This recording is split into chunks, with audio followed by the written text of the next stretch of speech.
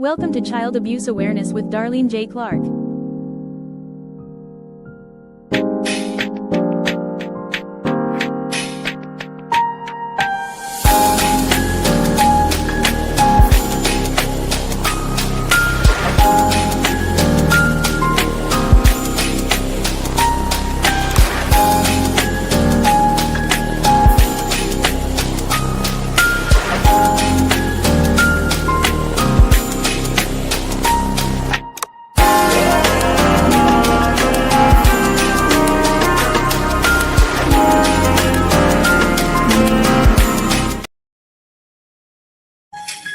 Hello, everyone. Welcome to another episode of Child Abuse Awareness with Darlene J. Clark.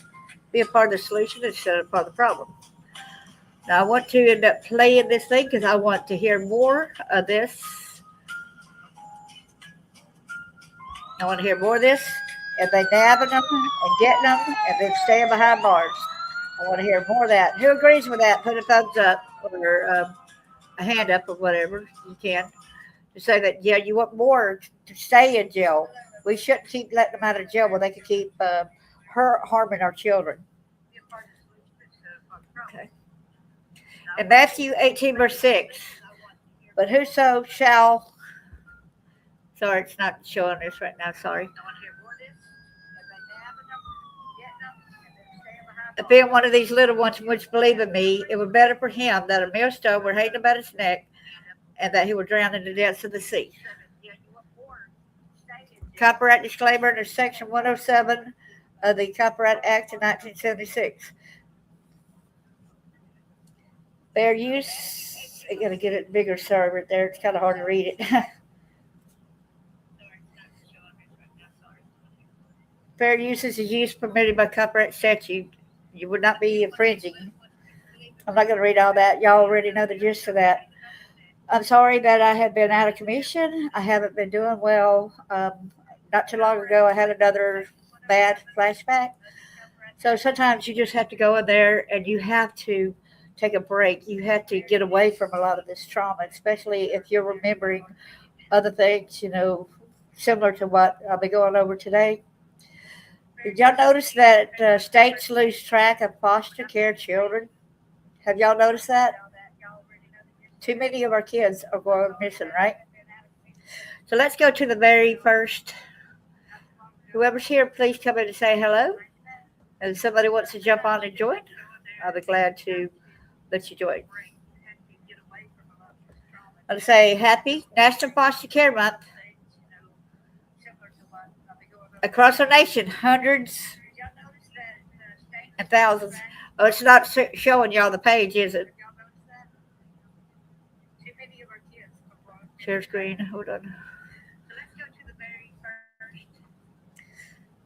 Across our nation, hundreds of thousands of children depend upon the foster care system to shelter them, nurture them, and prepare them for lives of purpose and promise.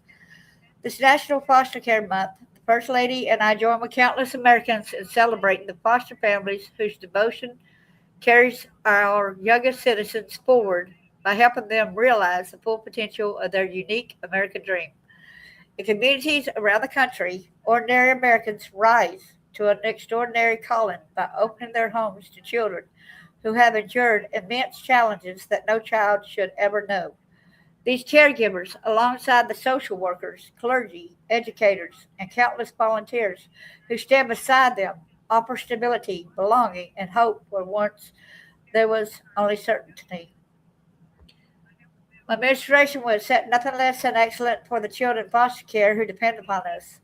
In November 2025, I signed an executive order on fostering a future for American children and families, a revolutionary commitment championed by First Lady Melania Trump to strengthen foster care, support families, and improve outcomes for children across our nation. Let's bind together as a country, y'all. So I'm not talking anything political. I'm just saying let's bind together for our children, right? Under my leadership, as well as the First Ladies, we are opening new public and private sector pathways for young people who have experienced foster care, improving data sharing among those who depend on it to increase efficiency, and enacting stronger accountability throughout the foster care system nationwide. Through the incredible work of our First Lady, the Melania Trump Foster Youth to Independence program has expanded its reach, devoting $30 million to supporting housing, stability, and long-term success for young people transitioning out of foster care, ensuring they are not abandoned at the most critical moment in their lives. A lot of times they are not taught to how to balance a checkbook. They don't know how to cook. They don't know how to sew. They're not being raised with the adaptability to be able to take care of themselves once they get out of foster care. And a lot of people are joining the military because they can't even make it out on their own because they have not had the proper education and teaching to be able to stay. In states across our land, local governments are committing to bold reforms to address the shortage of foster homes. We are investing in families and communities to prevent children from entering foster care unnecessarily. And when children cannot remain safely at home, we are ensuring stable and loving foster families are ready to receive them with the comfort and warmth they deserve. States are rapidly recruiting foster families, strengthening kinship placement policies, and giving foster parents the resources and training they need to succeed. Foster families embody the very best of the American spirit through their boundless love, the quiet devotion, and their resolute faith in the potential of future generations. During National Foster Care Month, we honor every caregiver, every social worker, every judge, every advocate whose labor lifts our foster children. These are for the people that are uplifting our children, but the bad ones, no, we are not lifting them up high, okay? And I pledge that my administration will never stop fighting to give them the opportunity to succeed. When we invest in these young lives today, we invest in the strength, the character, and boundless future of America tomorrow. And therefore, I, Donald J. Trump, President of the United States, by virtue of the authority vested in me by the Constitution and the laws of the United States, do hereby proclaim May 2026 as National Foster Care Month. I call upon all Americans to honor the efforts of those who contribute to our nation's foster care system and recommit to improving the lives of those children who depend upon their service. In witness thereof, I have erred to set my hand this 30th day of April in the year of our Lord 2026 and of the independence of the United States of America, the 250th. So let me go to the next. Please come in and say hello. So who's all in here? Can you let me know? So I'm trying to make the screen bigger. It's kind of hard to see. Keeps changing my screen stuff. They need to fix that problem now. StreamYard does. So let's get back over here. So let's go to the next thing. Hey, Carlene, good to see you. Thanks for coming in. Hello, Chris. So now let's go over here to responding to youth missing from foster care. This will be our next one. I've got a lot of things to share with y'all, so please bear in mind. Some of this got me flabbergasted. I'm really sorry. I might mess up because when I put a lot into it, I start stuttering a little bit. I might stammer over my words because I care about the kids. Here's responding to youth missing from foster care in Georgia. Date, May 2020. Protocols for reporting children missing from care to law enforcement. The citation DFCS Child Welfare POL Man 19.22. The policy the Division of Family and Children's Services shall report immediately and in no case later than 24 hours after receipt information on missing or abducted children to the law enforcement authorities for entry into the National Crime Information Center database of the Federal Bureau of Investigation and to the National Center for Missing and Exploited Children. If the child is determined to be missing from a foster care placement, the social services case member would do the following.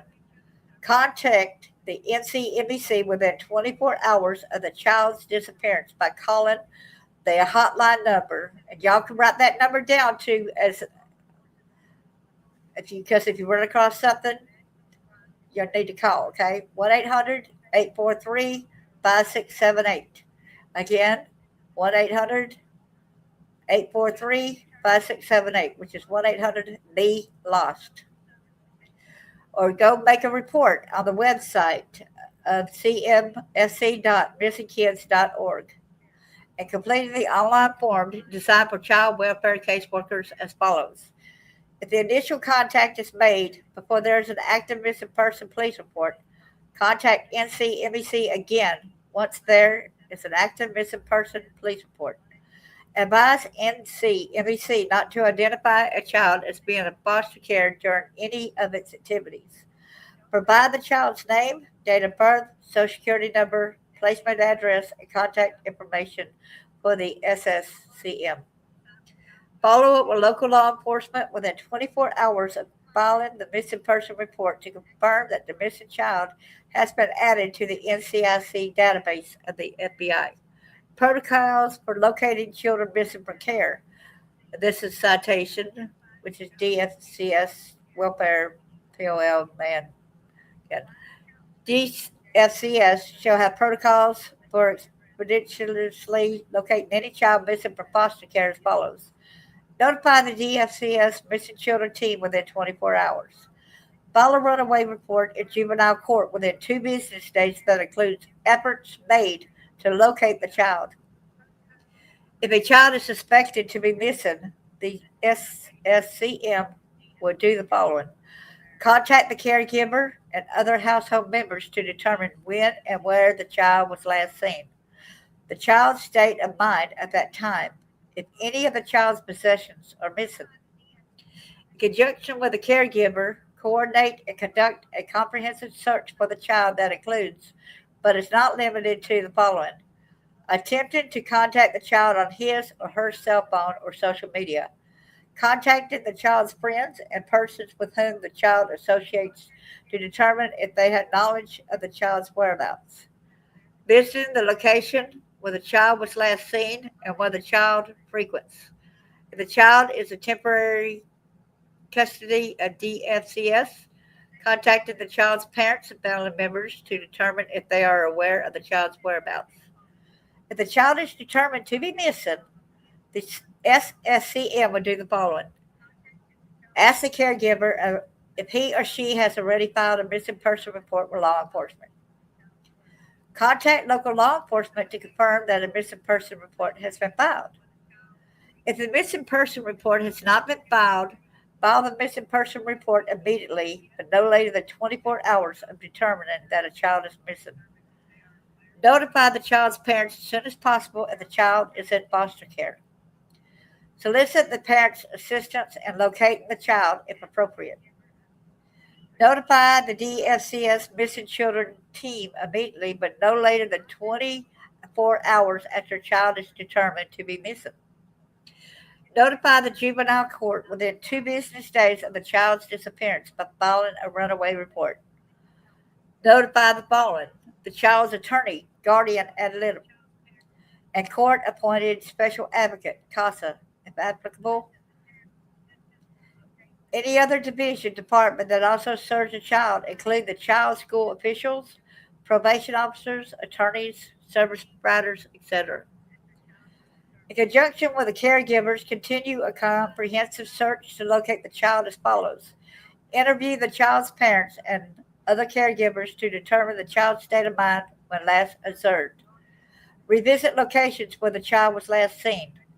I give advice before I get more into the stories, okay? Continue to make attempts to contact the child via cell phone, social media, etc. Utilize voicemail, text messages, and other messaging to communicate to the child the need to return or go to a safe place, a police station, fire department, hospital. Interview other children at the child's placement to determine if the child shared his or her plans or contact information for other friends. Inquire about the child's use of cell phones or social media. Contact law enforcement to determine if they have made any progress in locating the child. Continue to follow up with the child's friends, parents, extended family members, and other adults with whom the child had a relationship for any updated information. Address the following monthly with the supervisor and every 90 days at a minimum with the county director if the child remains missing. Efforts made to locate the child. Additional strategies that may be employed to locate the child. The child's history of running away if applicable, and whether the child seems to be running to a specific place or person.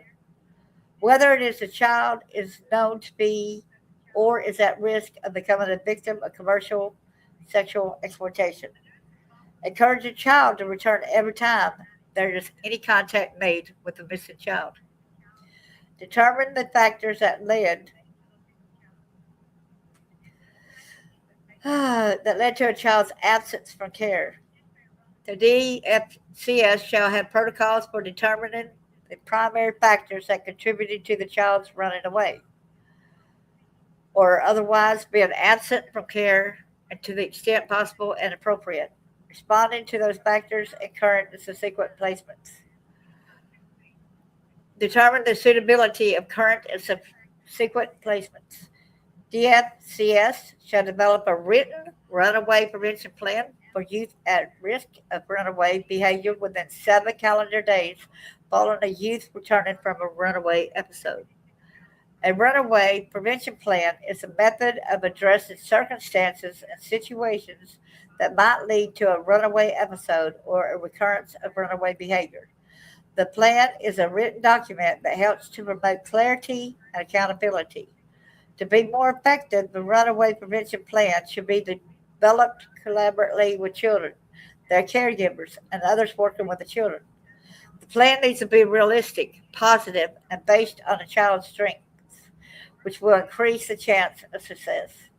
Since people and circumstances change, the plan should be updated to ensure it remains applicable to current circumstances. When developing the plan, the SSCM should do the following: help children identify their strengths in language that is easy to understand, good at being on time, friendly, respectful, athletic. Now, please by no means do you start coming down on a kid. That's going to make them want to leave, okay? If they're a foster care mother, every kid's a little different, so you might actually be harming the child more so. You'd be fussing instead of treating it with like compassion and empathy. Ask children what has prevented them from running away in the past, talking to the case manager, listening to music, talking to a friend, taking a walk, sports. Try to help children identify triggers, feelings, or behaviors that occur when they have thoughts of running away, like feeling overwhelmed, trapped, not knowing what to do. Ask children how their case manager and caregivers can best support them in remaining in their placement. Listing any other supports that may be needed, counseling, mentoring. Include contact information for DFCS and other significant persons in the youth support network, such as individuals the youth may contact at any time they find themselves in an unsafe situation or simply wish to return from runaway status. The SSCM will ask children, their caregivers, and involved parties to sign the plan and give everyone a copy. This makes the plan feel like a real commitment between all the parties involved. Subtents for plan development include the following: if a child runs away to see friends, work with caregivers to increase activities the child has with friends. If a child runs away to see birth family, increase family visits if possible, and make efforts to secure placement with a relative with whom the child is willing to remain. If the agency can limit trauma to the child, young adult, and increase connections with supportive people, the child, young adult will be more likely to make progress toward a stable adulthood. If a child runs away to reunite with parents or caregivers from whom he or she was removed, determine if the factors that prevented reunification in the past are still relevant. If not, follow the department requirements for pursuing the possibility of reunification. If a child runs away to use drugs, refer the child for a substance use assessment and any recommended treatment. If a child runs away because of problems with school, increase technical increase educational supports. If a child runs away because of conflicts with the foster caregivers, work with the child and the caregivers to resolve the conflicts. If it is not possible to resolve the conflicts between the child and caregivers, then seek a more suitable placement for the child. There's when the assessing the child's experience while absent from care. When the child is, it says right here, the DFCS shall have protocols for determining the child's experiences while absent from care, including screening the child to determine if the child is a possible sex trafficking victim. When the child is located, the SSCM will do the following: make face-to-face contact with the child within 24 hours. Notify the parent and the placement resource that the child in foster care has been located immediately, but no longer than 24 hours. Notify the DFCS missing children team immediately, but no later than 24 hours after a child is located. Notify law enforcement, the court, jail, CASA, and any other entities actively assisting DFCS with the research. Call the NCMEC hotline number immediately to notify them that the missing child has been located. If they did not locate the child, make every effort to place children previously missing from foster care in the same placement they were in prior to becoming missing when appropriate. Interview the child within 24 hours of the child's return to determine factors that contributed to the child being missing, the child's experiences while absent from care, and to assess whether the child is at risk or is a victim of sex trafficking. Arrange for a medical examination within 48 hours of the child's return. In Child Protective Services cases, the parent must obtain the medical examination. Refer the child and family for appropriate services to address identified issues related to the runaway episode or other identified at-risk behaviors. Develop a written runaway prevention plan with the child, their caregivers, and others working with the child to address situations that might lead to a recurrence of the runaway behavior. It takes a village sometimes to raise our kids together, right? Visit the child more frequently, weekly, or more often as needed, to work with the child and caregivers to stabilize their relationship and to address the factors that led to the runaway episode and prevent further disruptions. Update the case plan when there are newly identified or modified services, treatment, and are needs based on the runaway episode. Document all case management activities. If the results of the assessment suggest the child is a victim of sex trafficking, the SSCM will do the following: contact the Georgia Bureau of Investigation immediately, but no later than within 24 hours to provide notification and to discuss the next steps. Follow the procedures outlined in the Commercial Sexual Exploitation, Domestic Minor, Sex Trafficking Case Management Protocol. Attain services specifically to address the issues for the child determined to be at risk or a victim of sex trafficking. Time frames for closing a child's placement after running away. DFCS shall do the following: notify the revenue maximization specialist within 24 hours to determine that a child in foster care is missing and within 24 hours of when the child is located. Maintain an open foster care case on any missing child in the temporary or permanent custody of DFCS to continue efforts to locate the child and address concerns that brought the child into foster care. If the child is determined to be missing, the SSCM will send a notification of change to the RMS to notify that the child is on runaway status or otherwise missing from the foster care placement. The RMS will terminate Title IV-E reimbursements for a Title IV-E eligible child. When the child is located, the SSCM will submit a new Title IV-E application. If a child returns to foster care from a runaway missing episode, note New determinations of all eligibility factors include judicial determinations of contrary to the welfare and reasonable efforts are required if the child returns to foster care after 6 months, as this is considered a new placement episode for Title IV-E. Let's see what's going on in here. Hey, Cash, how you doing there? Hey, Marquis, good to see you. See what I miss seeing y'all. Let's go ahead and see what y'all were talking about.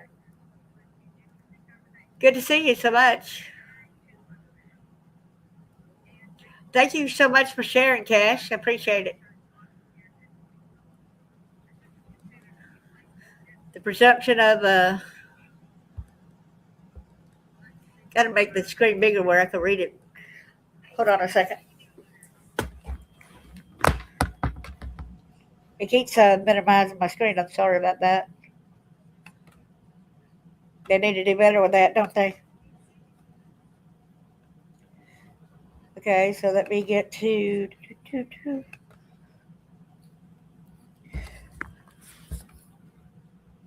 I'm sorry about all this. I wish I would just leave it alone. It was doing good, you know. I don't know that much about ADHD. It is pretty scary. You're right. So let's go to the next thing I found on the. This is pretty scary. Where there's all these different things we got to do. Okay.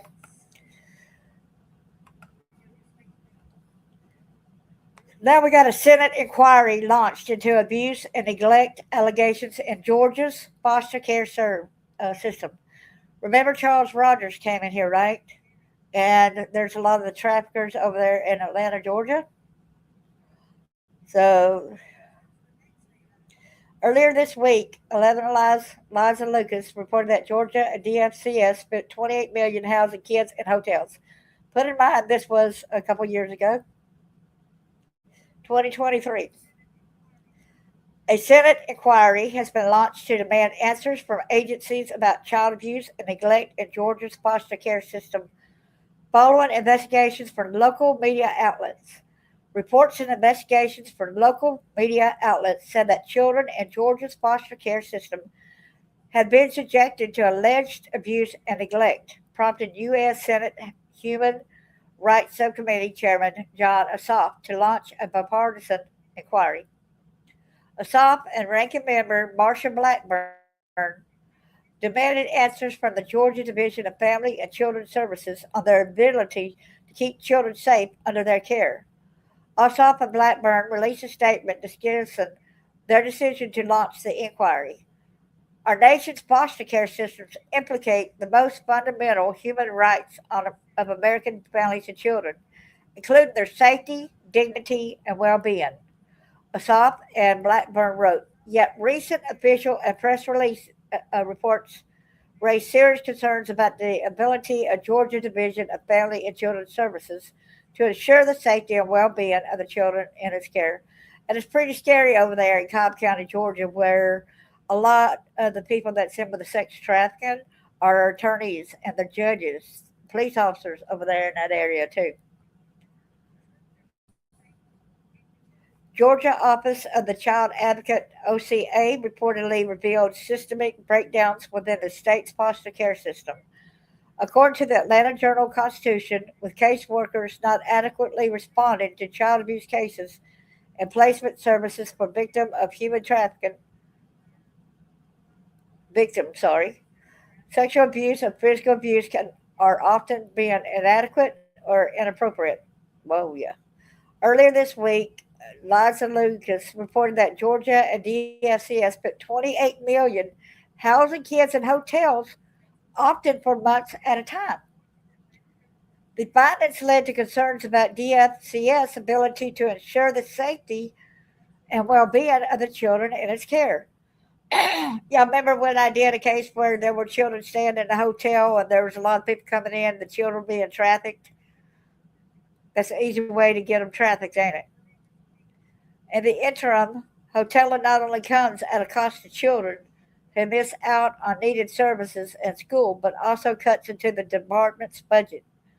On average, hoteling costs around $1,500 per night, including the cost of the room, meals, and DFCS behavior aids, according to DFCS data compiled by Voices. As leaders, we have no higher obligation than to protect those who cannot protect themselves, especially children at risk of abuse or neglect, Blackburn said. Ossoff, who has been an advocate for protecting children across Georgia, backed a bipartisan bill last year to protect children from online predators and sexual exploitation, which passed the U.S. Senate and moved closer to becoming law.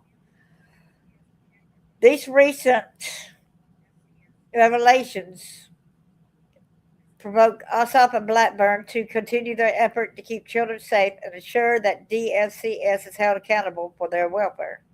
You got that right. We need accountability. Do y'all agree? Okay, now let's go to the next one. So, what do you say about what I just read there?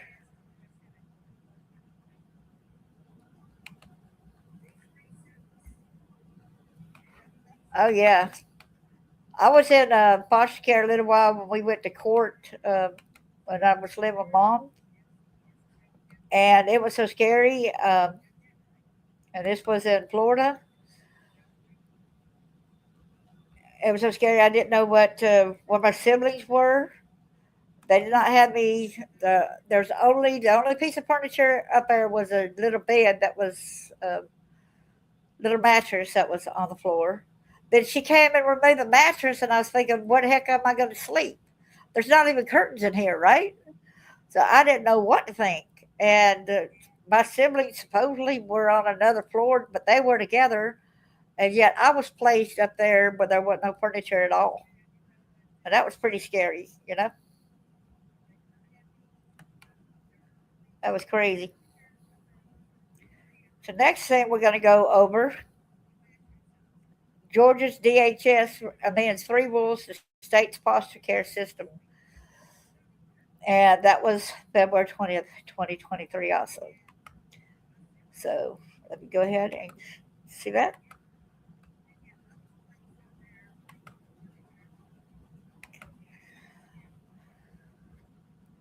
This is where Georgia DHS amends three rules to state's foster care system. The rule changes will allow families to foster more children at a given time and will e- more easily allow family members to stay together in foster homes. Gotta pause that. Georgia's Department of Human Services announced Monday several rule changes. This was, like I said, February in 2023. Several rule changes that would ease some regulations for foster families as well as agencies that place children with foster homes. DHS said in a release that there were three rule changes in particular. The changes come amid heightened scrutiny on Georgia's foster care system, which is both now the subject of a Senate inquiry and has been under the microscope of state lawmakers as well. The changes clarify how many children can reside in a foster home at a given time, lower the barrier for child placement agencies to hire or promote a caseworker supervisor, and make it easier for foster homes to keep members of the same family together. And the first rule change to Rule 290 2 2-01, according to DHS, the definition for foster family or foster home will be changed so that a home can care for up to six children in the foster care system at a given time. Previously, the six child limit applied to the total number of children living in a home, including those not part of the foster care system. The second change to Rule 290 2 204 expands the kind of master's degree that qualifies someone to be a caseworker supervisor to include special education, guidance counseling, and related fields. It also revises a 2 year minimum for experience as a caseworker at a child placement agency to 1 year in a human services delivery field generally. The third change is to Rule 290 2 2-07, provides for exceptions to permit more than six foster children in a home and such a situation that would allow a family to keep a parent and youth in foster care with a parent and youth child and to keep siblings together. According to DHS, the Board of Human Services voted to adopt the rule changes on February 15th. They are to go into effect on March 13th, which he probably did already. The safety is our top priority. Will we continue to make further improvements and reforms where they are needed? DHS Commissioner Candace Brose said in a statement, the Georgia foster care system was announced as the subject of a Senate Human Rights Subcommittee inquiry last week over allegations of neglect and abuse. Georgia Democratic Senator Jon Ossoff chairs the committee. Additionally, state lawmakers have been looking at how to end the practice of hoteling children in the foster care system. These are youths who usually are in need of specialized services and are having trouble being placed in a home and who end up living in hotels or in Division of Family and Children's Services offices with caseworkers. I remember over in Tennessee, they had so many kids that they brought in from the border, and the kids were having to sleep in the offices, DFS workers, and they even let the kids there while they went home. So that was pretty scary, knowing that as well. Advocates estimate about 50 to 70 children in the foster care system are housed in state offices or in hotels nightly. Okay, so let's get rid of this one. Okay, let's see what this one is. Okay. So then we're going to get to what John also said. Yeah, it's pretty sad, ain't it? Okay, got to bring that back down. I would like somebody to get up here and talk with me when I get in a certain place where then we talk about what all we had. Okay, here's Senator Ossoff. So breaking. Senator Ossoff's bipartisan bill to protect children from online predators and sexual exploitation passes U.S. Senate. It's December 20th, 2022. Did y'all notice that they passed this bill and everything, and yet there were like 1,970 or 1,790 kids that were basically missing? The partisan bill will strengthen federal protections against sexual abuse of children, including online exploitation. Just this week, the FBI and DOJ warned of a rise of sextortion cases targeting teens. U.S. Senator Jon Ossoff, a partisan bill to protect children from online predators and sexual exploitation, passed the U.S. Senate. Senators Ossoff's Prevent Child Sex Abuse Act of 2022, with Senator Chuck Grassley, will strengthen federal protections against the sexual abuse of children, including online exploitation. Parents across Georgia are increasingly worried about online sexual predators who are targeting children. I brought Republicans and Democrats together to keep kids safer online and crack down on predators and abusers to the full extent of the law, Senator Ossoff said. The bipartisan bill will strengthen federal laws to specifically provide protection against abusers who coerce children into sexual activity online, such as through messaging platforms or webcams. If you catch a child doing something like this, they're just a child and they're easily manipulated. Don't fuss at the child. You need to show the child, that we could get through this. Do it in a good way because you might actually send a kid into a suicidal. So be very careful, okay? This week, the FBI and Justice Department warned of a significant uptick in sextortion cases nationwide, where minors are coerced into sending sexually explicit photos and then exploited for money. That's what they had done to some students. They claimed that they were a student, and there are some programs that the school is using that I feel like there needs to be some kind of lockdown on that app where not everybody can get it. Okay, so I know that the parents can end up getting it, but what's so bad is that there's some adults that ended up getting that app, and they could see into your kids' rooms. They'll see who's all listed in that per se class. And then all of a sudden they could go like and contact your daughter or your son, and they said, "Hey, I'm in such and such class with you," and lie, because this is grown up man right here that's talking to the child, presenting himself to be a fellow student that knows some of these other kids' names just because they're able to get into that app and see these other kids' names. There's got to be some kind of protection that's going to protect our kids from these people being able to see who's on that list. Y'all know what I'm saying? This week, the FBI Justice Department warned of a significant uptick. The Bipartisan Preventing Child Sex Abuse in 2022 is endorsed by leading child protection and law enforcement organizations, including the National Center for Missing and Exploited Children, International Center for Missing and Exploited Children, National Center on Sexual Exploitation, National Association of Assistant U.S. Attorneys, Rights for Girls, Stop Child Predators, and the Keep Kids Safe Movement. Y'all see these different organizations here? First, like I said, the National Center for Missing and Exploited Children. Okay. The next one is the International Center for Missing and Exploited Children. Then the National Center for Sexual Exploitation, and it says INCOSE right here. National Association of Assistant U.S. Attorneys, Rights for Girls, Stop Child Predators, and Keep Kids Safe Movement. Wow. Now let's go back over here and see if anybody said anything. And thank you so much, too. Oh, it's Cash going? Yeah, we do need to do a lot better, don't we? You're right. So the next one we need to go to, I'm fixing to give y'all a testimony about something, okay? This is a testimony. Let me make this bigger where I can see it.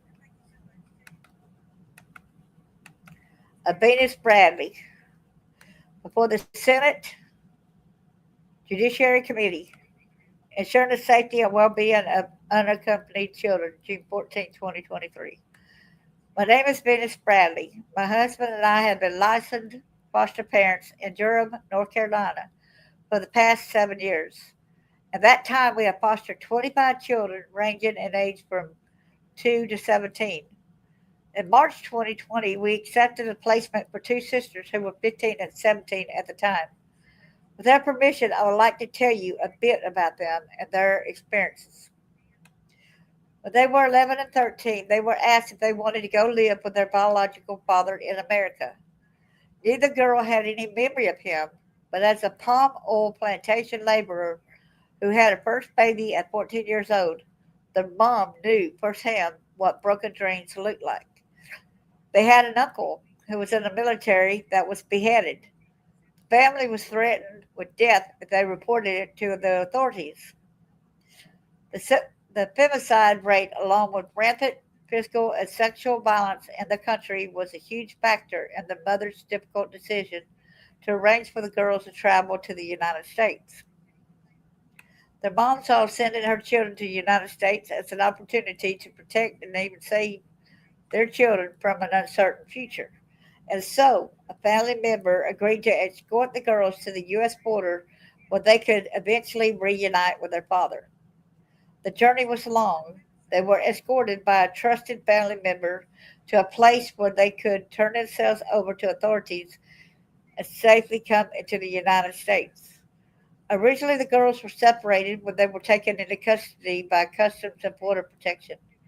The younger daughter described how she cried for hours, terrified she would never see her sister again, because one was a teenager and she was put into a room with other teens. They were given thin silver blankets, which weren't enough to stave off the cold. They could hear the other children crying, often well into the night. No one told them what was happening, which made them more fearful that something bad would happen. They had their father's phone number and address, but the other girls struggled to get anyone to listen to her. Eventually, the two sisters were reunited once they were put into the care of a child welfare agency and moved to a children's home. But they weren't given a lot of information there either.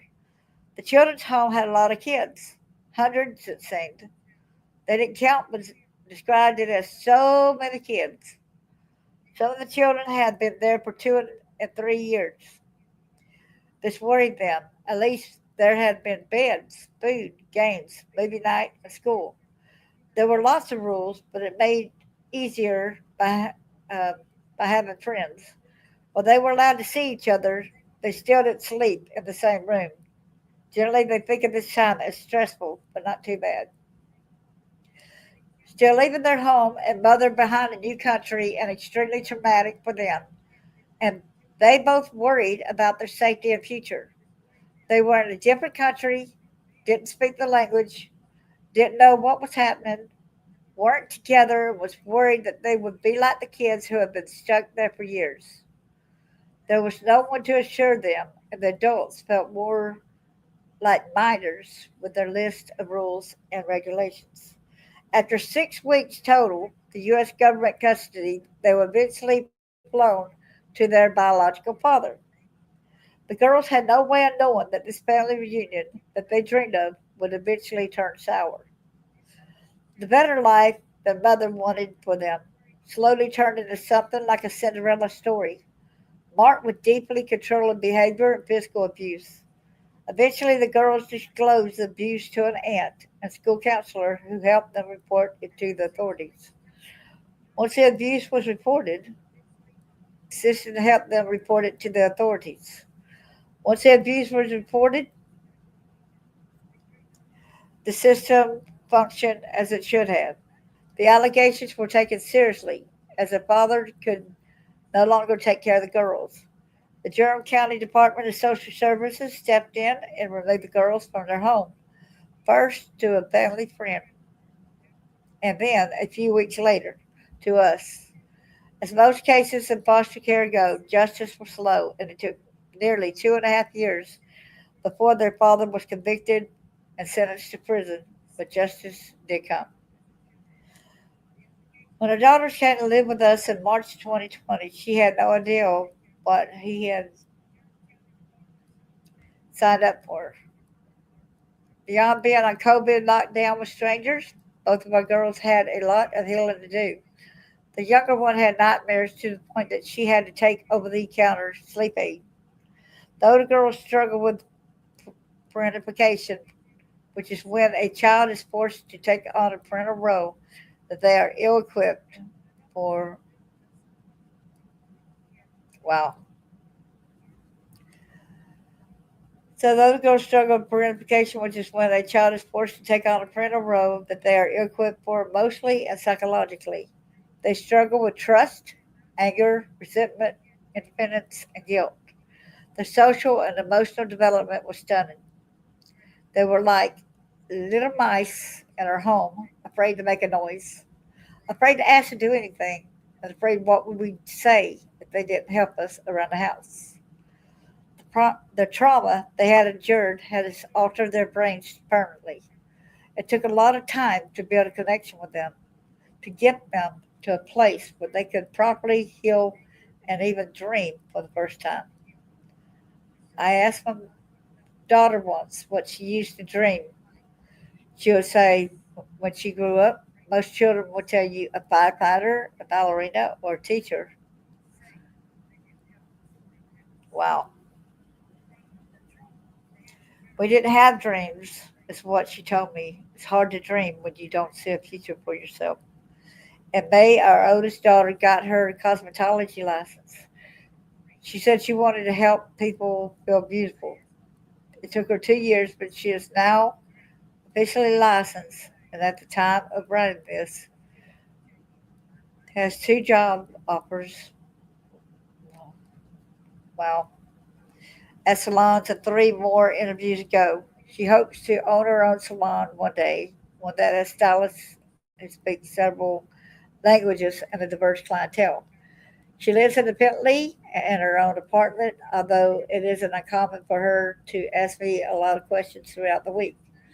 Our youngest granddaughter, our youngest daughter, graduated high school this Monday and will be attending a 4 year college in the fall. It has already accrued 22 credit hours from our local community college. She is still an undecided major, but it's it's leaning towards business and real estate. It isn't uncommon to see her scrolling through Zillow, just looking at the houses and dreaming. Kinesiology is also on the table as she has developed an interest in physical fitness and athletics. They are the first in the family to graduate high school, go to college, or be certified in anything. Because both girls became adults before we could adopt, we are now in the process of two adult adoptions, which should be finalized by the end of the summer. While the legal status won't change, it would definitely make us a family. Before you think these girls have had a completely happy ending, I want to tell you the obstacles are still in their way. Neither girl has a green card, despite special immigrant, sorry, despite receiving special immigrant juvenile status, having the authorization to work in the U.S., Social Security cards, and submitted green card applications. They are ineligible for many of the services that other young people trying to plan for the future have access to because they are trapped in a years long visa back in visa backlog, preventing them from getting their permanent residence. It just goes on and on right here. So I'm see if there's any more right here. Okay, so I think that one's a close. So we're going to go to the next thing. I can't post comments to the destinations.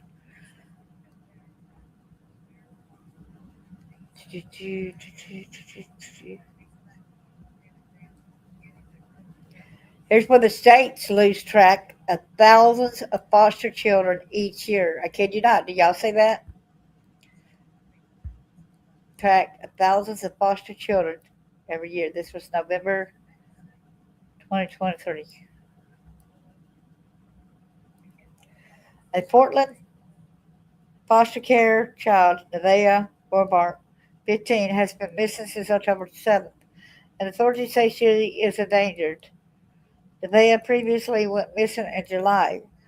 Authorities are asking for the public to call 911, local, excuse me, local law enforcement, or the Oregon Child Abuse Hotline at 855-503-SAFE, 1-855-503-7233.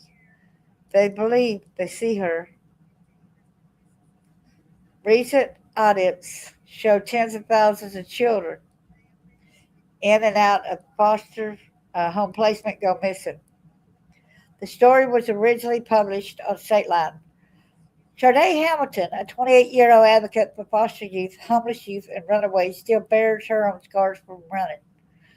There's one near her left knee. She got it as a little girl running away from her foster mother, who was trying to hit her with a bag of frozen food, but who sometimes used a skillet or a baseball bat. There are the burns she suffered when she was forced to sit on a hot stove.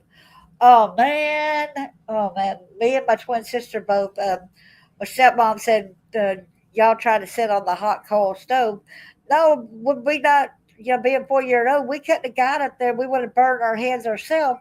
So our stepmom literally placed me and my twin sister on the hot coal stove. Of course, we jumped up. That hurt like heck. Case workers and school counselors didn't visit Hamilton's foster home in Harvey, Illinois, or check in with her often enough, recalled Hamilton. Now, men are at the National Network for Youth, a nonprofit focused on youth homelessness. And when they did, she said they missed signs of abuse. The system failed me, she said. Hamilton sometimes spent nights at a friend's house to avoid the violence. Many foster kids in similar situations also flee, and some of them don't come back for weeks, months, or ever. Tens of thousands simply disappeared from the foster care system, according to several recent reports, putting them beyond the state's protection and at high risk of sexual exploitation. Under federal law, state social service agencies must submit a report to the National Center for Missing and Exploited Children, a nonprofit organization established by Congress in 1984, when a child under their care goes missing. They also are required to notify law enforcement who report missing children to the National Crime Information Center. But an audit published earlier this year by the U.S. Department of Health and Human Services found that across 46 states, state agencies failed to report an estimated 34,800 cases of missing foster care. Did y'all see that?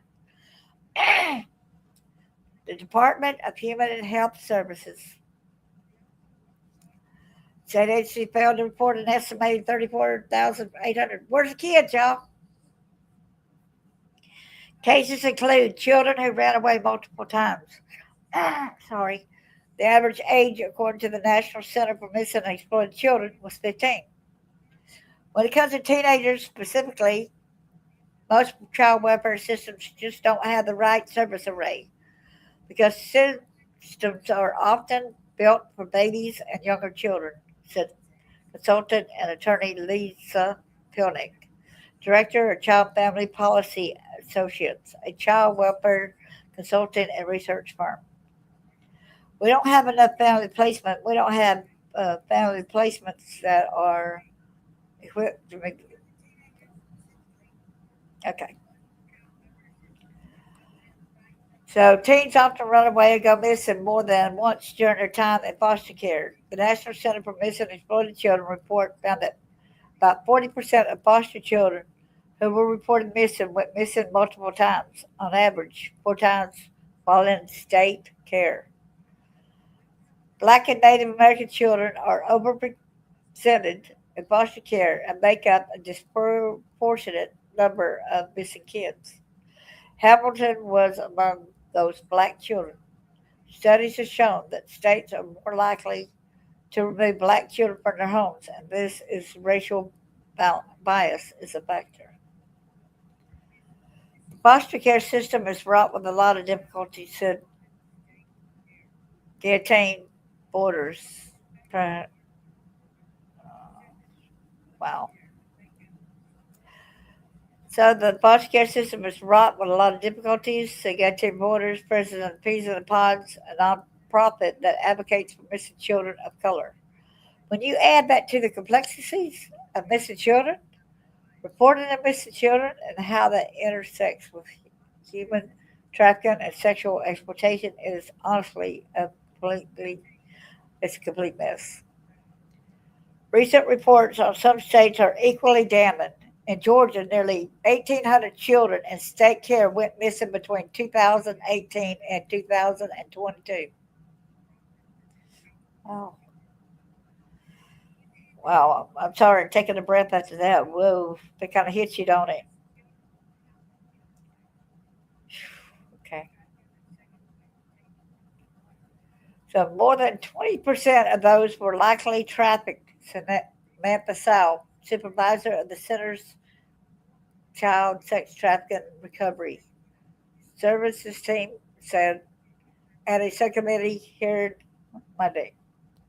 The Georgia Division of Family and Children Services takes seriously the issue of missing or runaway children, and they have a 14-page policy memo providing detailed instructions to DFCS caseworkers on how to handle reported missing children. Give SKCS caseworkers on how to handle reported missing children, lawyers for the agency wrote in response to testimony presented to the Senate panel. To further bolster our practices, the agency will advocate for changes in state law in the upcoming legislation session to allow more information shared with the National Center for Missing and Exploited Children. Y'all, there's a barcode at the top of my screen. That is to the book Born in Living Hell 2.0. It shouldn't be long before I have my next book available, okay? Unshackled. The U.S. Department of Health and Human Services audit of Missouri, released in 2021, found that in 2019, 978 children went missing from the state's foster care system. Nearly half of the cases reviewed weren't reported to either law enforcement or the National Center for Missing and Exploited Children. There needs to be more oversight and accountability for checking in on these things. Boy, so let's see a warning sign. In most states, overburdened, under supervised caseworkers are hard pressed to protect all the children they are responsible for monitoring. And when kids go missing, caseworkers often struggle to prevent it from happening again and again. Amy Robbins, Forensic Services Director of the Child Advocacy Center of Northeast Missouri, and social workers and search teams both must figure out whether missing foster kids are running from an out of home placement or running to someone, perhaps a sex trafficker who promises the freedom and a better life, or if the kids are doing both. Typically, the part that we miss with this population is we're not asking the right questions, Robin said. Police and school officials often, well, I'm getting tired of reading it, I guess you could tell. I'm sorry about that, everybody. Police and school officials also should be trained to recognize when a foster child or any other child is being abused or trafficked, said Alexandra Miller, Deputy Director of the Center for Juvenile Justice Reform at Georgetown University. There's definitely a lack of professionals being able to identify what those warning signs are. Miller said law enforcement or school officials might not realize, for example, that burglary or trespassing by teenagers could be survival crimes or crimes that are tangential, uh, tangent, tangential to being trafficked and abused, she said. Since a scathing 2021 report, Missouri's Department of Social Services had created a full-time staff position focused on children missing from state care. The state also told Stateline it has a team dedicated to helping local law enforcement agencies investigate and prosecute neglect, sexual abuse, and other crimes committed against children. And a new Missouri law modifies law enforcement's missing child definition to include persons under 18 years of age. Foster children, regardless of age, emancipated minors, or homeless youth. It also requires child welfare authorities to file a police report within 2 hours of determining that a child under their care is missing. Florida also recently passed legislation creating a task force focused on finding children missing from foster care. A team should be ready to go and hit the ground to find out if these kids are actually on runaway status or has anybody snatched them, said Florida Democratic State Representative Patricia Williams. It is our job as adults, as the legislators, to put things in place to protect all of our children. This summer, an Arizona bill was signed into law that requires the state's child welfare department to report a missing care foster care child to law enforcement within 24 hours. It also requires law enforcement to notify media outlets within 48 hours. The bill was introduced 2 weeks after two teenage girls were found dead in a retention basin after running from a group home. And last week, well, over a year ago, sorry, U.S. Senate unanimously approved the Bipartisan Find and Protect Foster Youth Act.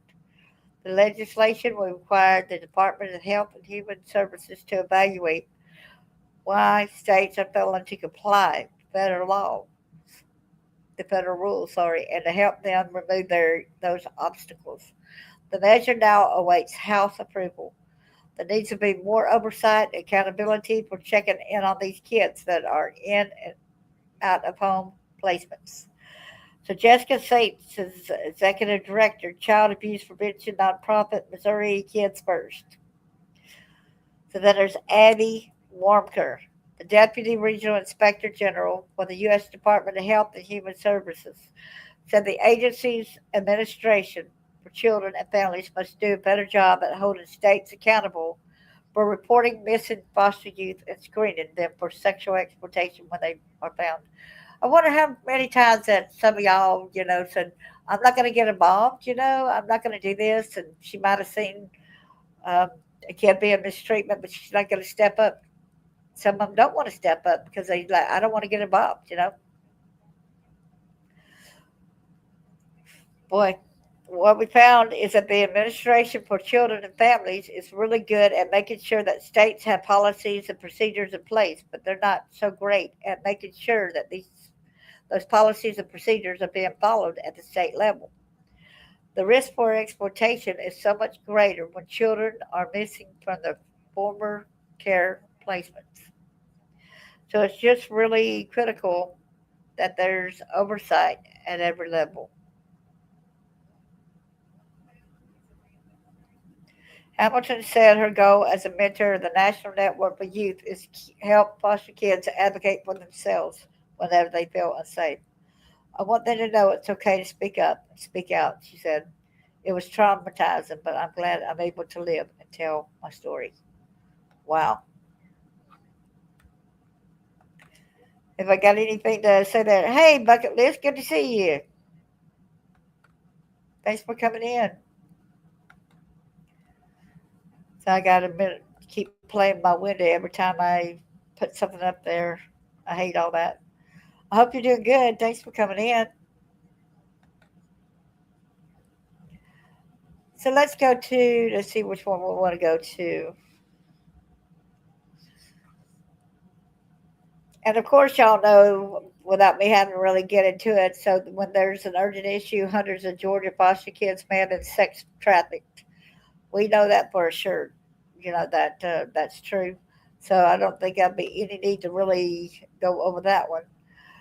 Now this one right here is CARS Human Trafficking Prosecution Unit recovers 11 missing children in Georgia through Operation Coast to Coast. So let me share this tidbit. Okay. Let's see if it's got a date on here. I don't see a date right here.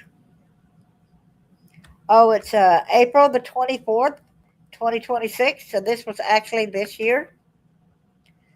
Georgia Attorney General Chris Card announced that his Human Trafficking Prosecution Unit has recovered 11 missing children in Georgia. Okay, let's go ahead and do that sound over here, right? Just get over here to that little sound.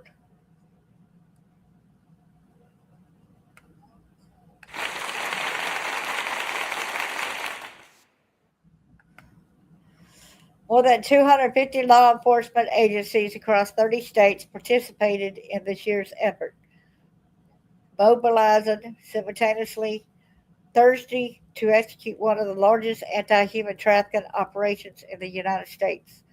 Overall, 154 adult victims were identified across the country, including one victim who was 7 months pregnant, as well as 12 minors. 11 were from Georgia. Sadly, the vast majority of our human trafficking cases involve a child who's gone missing, said Carr.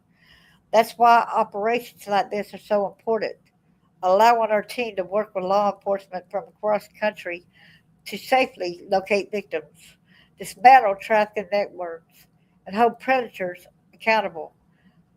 I'm proud of our Human Trafficking Prosecution Unit for their tireless efforts over the past few days. But our work doesn't stop here. We keep fighting until every child is recovered and every trafficker is behind bars. Operation Coast to Coast was organized and led by the Human Trafficking Training Center, HTTC, a law enforcement training organization founded by former Missouri State Trooper Dan Nash. Carr's Human Trafficking Prosecution Unit served as the head agency for Georgia based efforts, working directly with the Georgia Department of Human Services, Special Investigations Unit, and the following partners: the Richmond County Sheriff's Office, the Atlanta Police Department, the Cobb County Police Department, the DeKalb County Police Department, the Gwinnett County Police Department, the Marietta Police Department, the DeKalb County District Attorney's Office, the Georgia Bureau of Investigation. That's weird. See where it's right here? You got them here. So there's the Cobb County Police Department. And so now I'm replaying in my mind all these people right here that's listed right here that's trying to catch some of these. But they themselves are predators themselves a lot, like we went over with Charles Rogers, Blackstone lawyer. So then there's the Gwinnett County Police Department, the Marietta Police Department, the DeKalb County District Attorney's Office, the Georgia Bureau of Investigation, the Georgia Department of Juvenile Justice, the Federal Bureau of Investigation, the National Child Protection Task Force, the National Center for Missing and Exploited Children, and Delta Airlines. Delta Airlines, too? So previous and ongoing operations targeted human traffickers. In 2 years, Carr's Human Trafficking Prosecution Unit has shut down more than 40 illicit massage businesses in Athens, Clark, Cobb, Cherokee, Fulton, Floyd, Gwinnett, Hall, and Henry counties through an effort known as Operation in Plain Sight. Carr's team previously partnered with the U.S. Marshal Service and other local, state, and federal partners for Operation Not Forgotten, which resulted in the safe location of 39 missing children in 2020 and 20 missing children in 2021. This includes a 17-year-old victim who was previously reported as missing from her home in Kansas City, Missouri, and located at a hotel in Fulton County where she was trafficked. For that one recovery, Carr's team has successfully prosecuted 13 traffickers, including those who bought and sold the child for sex.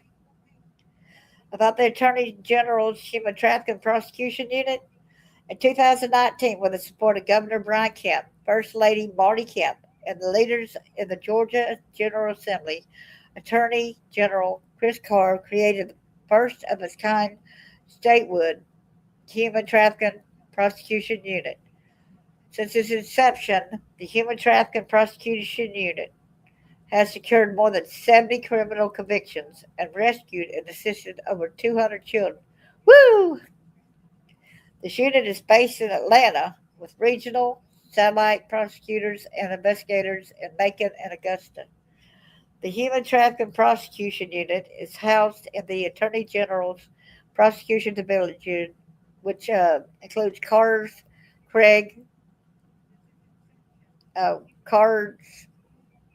Gang Prosecution Unit, his White Collar and Cyber Crime Unit, and his Organized Retail Crime Unit. Okay, so, all right, we got that one passed. Okay, we don't need that one there. Okay, let's see what this one is too. Okay, yeah, is this helping anybody see a little more?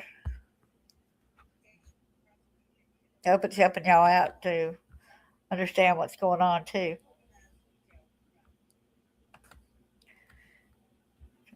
Like I said, I have to keep playing with this screen since it keeps messing around. I need to just stop that. So the next thing says,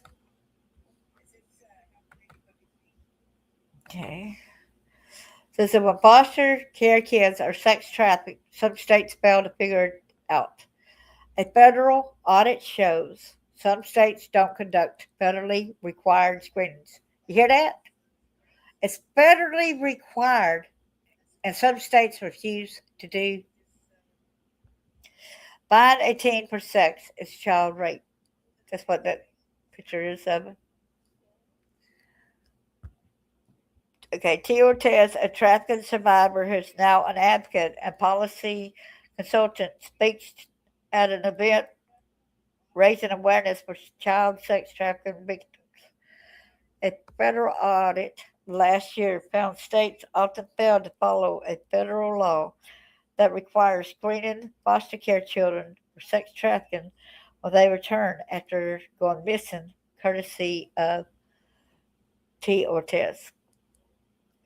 For help, call 1-888-373-7888 or text 233-733 for the 24/7 National Human Trafficking Hotline, a national toll-free hotline. When she was 10 years old, she was a foster child. T. Ortiz often rode a public bus around the San Francisco Bay Area alone. She would frequent a bus stop by a barber shop. Little by little, the barber, who was 15 years older, befriended her. She said buying her snacks and meals, giving her attention, gaining her trust. It wasn't too long before he started selling her on the street and taking explicit photos of her. Wow. Ortiz wasn't a stranger to abuse. She'd been first sex trafficked by her birth mom when she was 5 years old. She was abused by foster parents throughout her childhood, she recalled.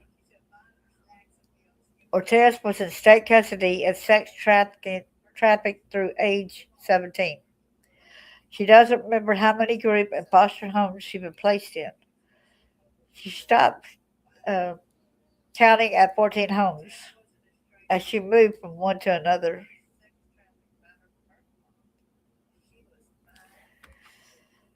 Okay, so let's go right here. So as she moved from one to another, the barber said he protected her from the abusive foster parents. You're nothing more than a paycheck to them, he told her. He was the most consistent person in her life, said Ortiz, who is now a 34-year-old advocate and policy advisor who travels the nation and working with the nonprofits to help survivors and to train and educate people about human trafficking and how to prevent it.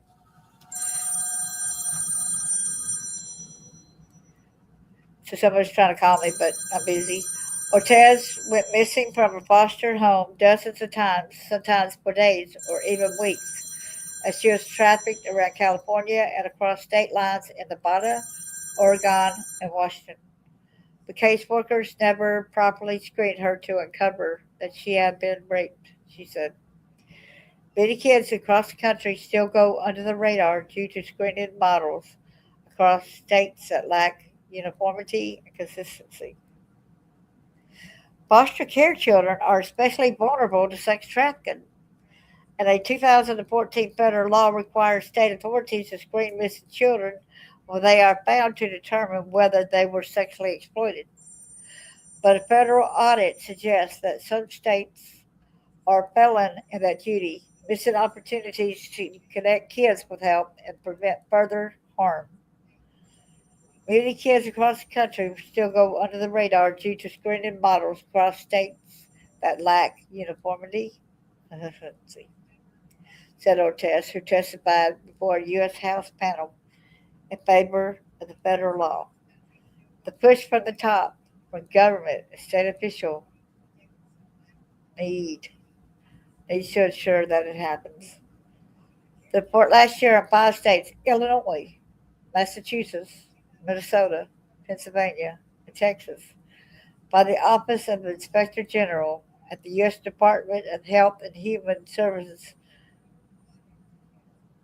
boy, found no evidence of a screening in 65% of the 413 case files of returned children between 2018 and 2019. The auditors selected those states because they reported the most runaway or missing children in 2018. When caseworkers did screen, nope. When caseworkers did screen children who have been missing according to the audit, the workers sometimes relied on the kids themselves to say whether they had been victimized, a practice deemed unreliable because children often don't disclose or even understand what they're experiencing. To conduct the screening, child welfare workers typically use a questionnaire or checklist designed to detect exploitation. The screener should seek to determine, for example, whether the child has met with online acquaintances, if there's been prior abuse or trauma, and whether the youth is on edge for hypervigilance. New tattoos might be a trapper's way of branding the child as property. Pennsylvania, Massachusetts, Minnesota, and Illinois showed documented screenings for just 15%, 18%, 19%, and 32% of the children, respectively. So you can get in. Man, this goes on and on. I'm trying to find out where I had seen this earlier.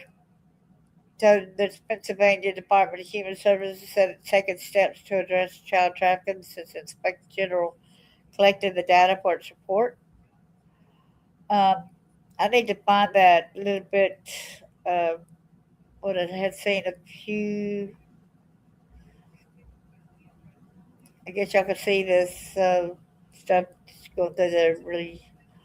So, according to an analysis by the Vancouver, Washington-based sex trafficking prevention nonprofit Shared Hope International Institute for Justice and Advocacy, only 11 states, Colorado, Florida, Kansas, Kentucky, Maryland, Minnesota, Nebraska, Oklahoma, Tennessee, Texas, and Utah, plus Washington, D.C., have laws mandating that child welfare agencies screen children who might have been sex trafficked.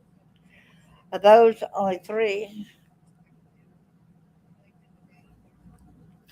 So I want to go over here and try to find the other literature that I had a few minutes ago, where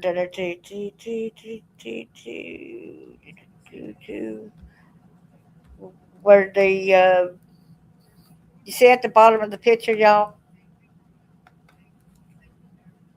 on the headline that on the page that I got there, where the kids in Georgia sold since 2000, I mean 1950 to 2000. Was it 2005? Is that what that says?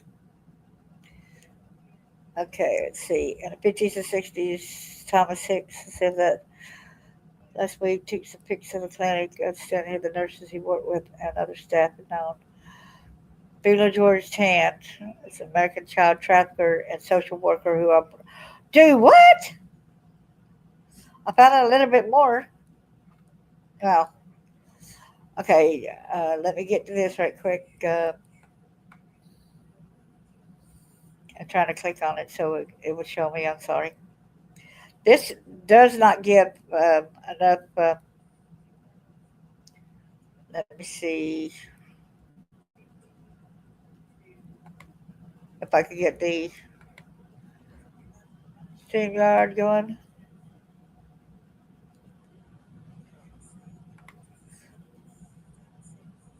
I just hate that I have to keep changing the screen. Please forgive me. I guess I need to write StreamYard about that, don't I? So I don't have this constant aggravation. Okay, let's see. All right. So let's get down here and share this now. I guess I got to stop that screen first.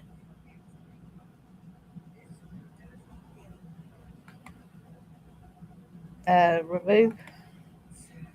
So now let's go ahead and we add this other thing. Okay, so let's share screen. Is this the one? Okay. Make sure that it share the audios.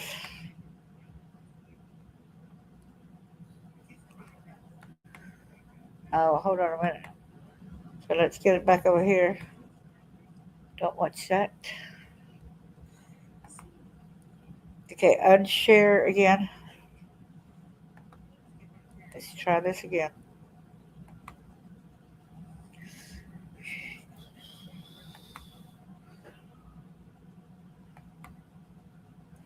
Video, there we go. Let's make sure to be here. Here we go.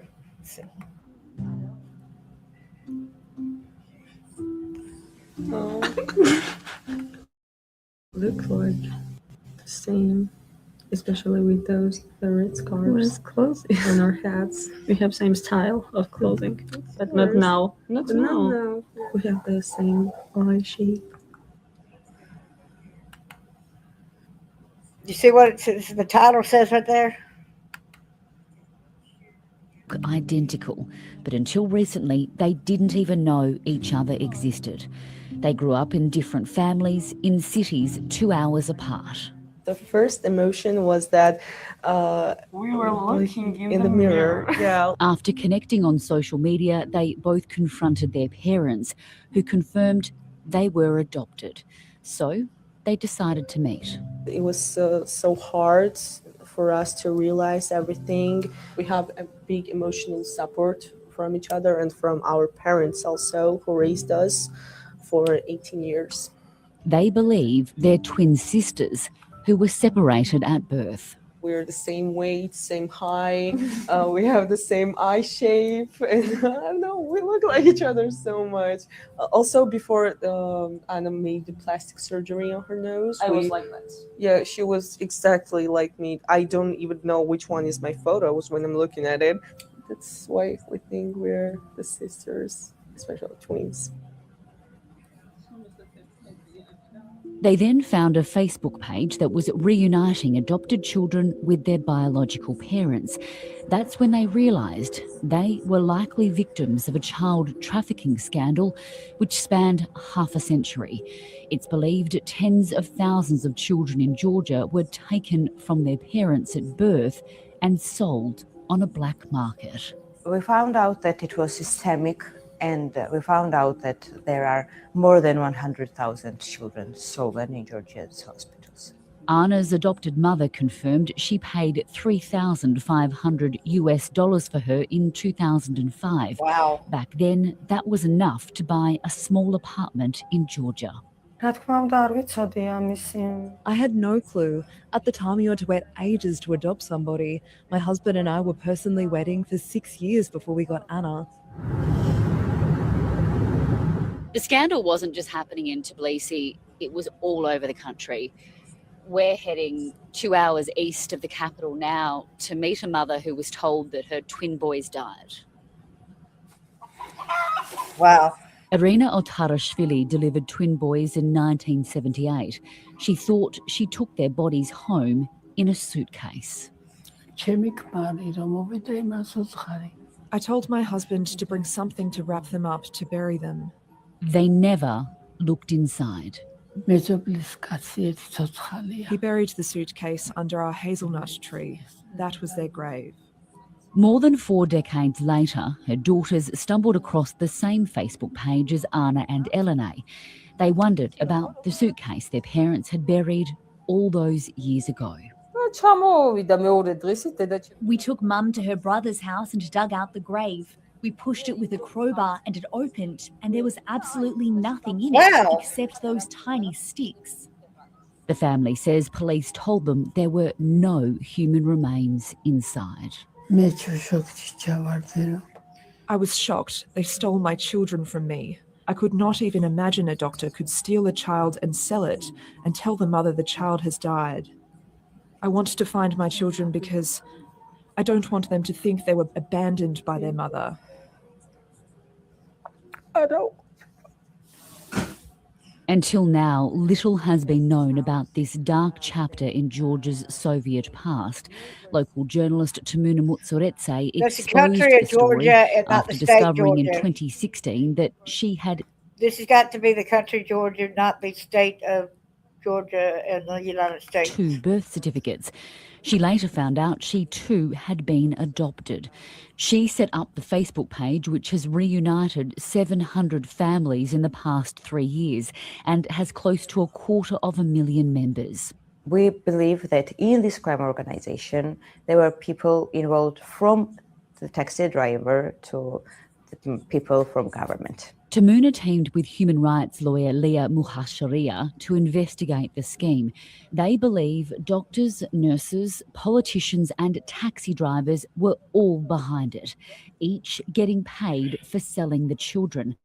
Overseas adoptions attracted much higher prices of up to $30,000 US. I could never imagine the number of child trafficking in this country. And it became even worse in 90s. Yeah, it's pretty scary too. That's another job that after my dad got out the military, he actually started driving for yellow taxis. It's kind of crazy, ain't it? When it became possible to give away child abroad and sell it children for very big amount of money. She got rare insight into how the system operated in Georgia when she came to adopt her own child more than 20 years ago.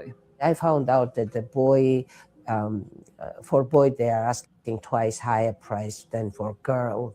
And it depends also with the age of baby or child. And it was pretty clear that it was a kind of well-structured illegal business in this country.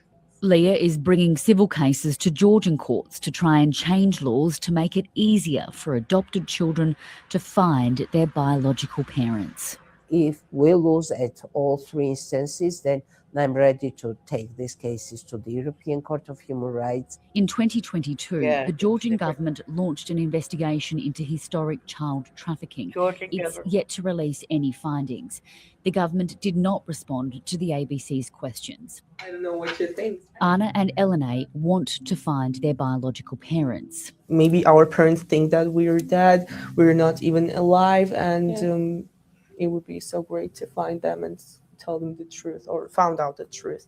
We want to know who are we, what is our real surname, Our genetics, because who are our parents, are we like our mother or father? Are you nervous? Yeah, I'm a little bit actually. Now I will open it. They're taking a test to confirm they share DNA. Are you nervous? Yes. We're so nervous, but as I said, we have each other, and This is the most important for us. I think we're the 100% the twin sisters. I don't know. We have the feeling that we know each other for all our lives. For now, they're just catching up on lost time. Catherine Diss, ABC News, Georgia. Wow. So what's y'all's take on that?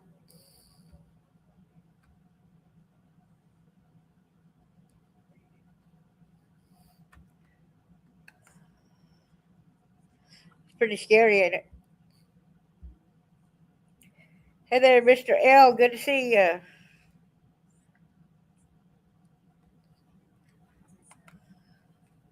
This should be a federal mandate across all states. Exactly, it should be, shouldn't it? Our government is lenient, allowing states to do their own thing. It's a shame for it not to be across the board, right? My grandfather owned a fleet of yellow taxis in the 70s through 90s. Wow, no traffic involved.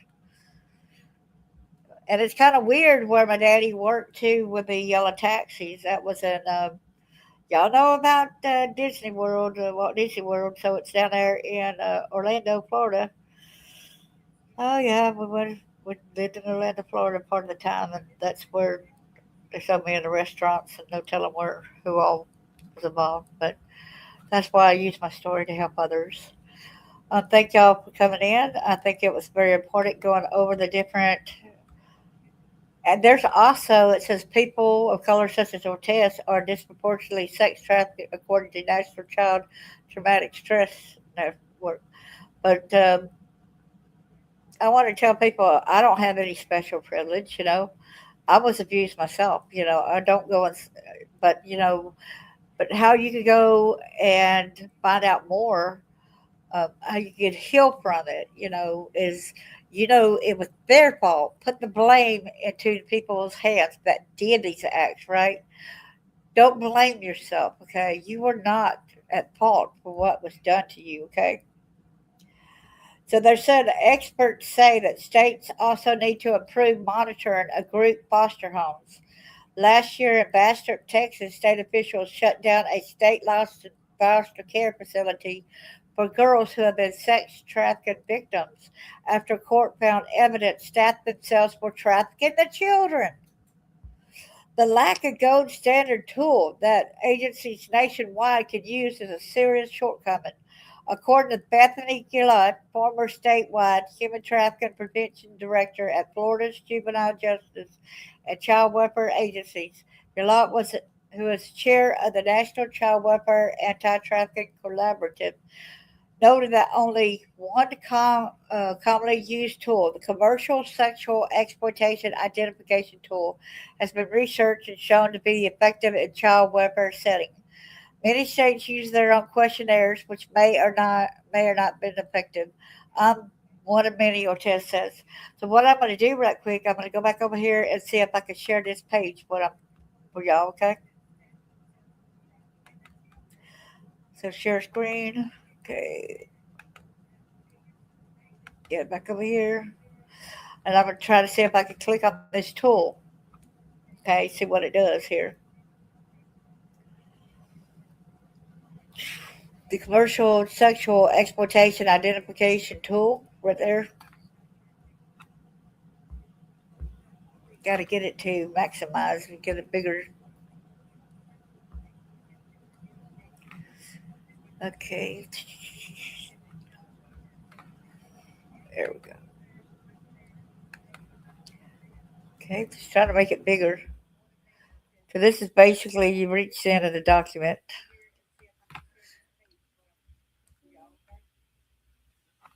Let's see. All tools. See if we got edit. Let's try to see if we can make it bigger. I don't know. No, I ain't gonna pay no. I ain't gonna pay for it. Sorry. So let's get off of there. Okay. Anyway. But thank y'all for coming in. I think it's very important to touch base on all this. I want to say God bless each and every one of y'all. Yeah, it is sad, isn't it? Well, thank you so much for doing what you do. I appreciate and love you all so much too. God bless y'all. Do something important for yourselves. Because I know we get so busy and we're helping others. But a lot of times we forget to do things for ourselves, okay? You matter. If you need rest and relaxation, go and do that. Talk kindly to yourself. Maybe nobody around you is talking kindly to you. Maybe sometimes you have to be kind to yourself as well, just because of the fact that other people are being a little mean or a little standoffish. Love and prayers for all. May God bless you. That's all. Amen to that. Y'all have a great day and rest well. And I pray that y'all have a great week ahead too.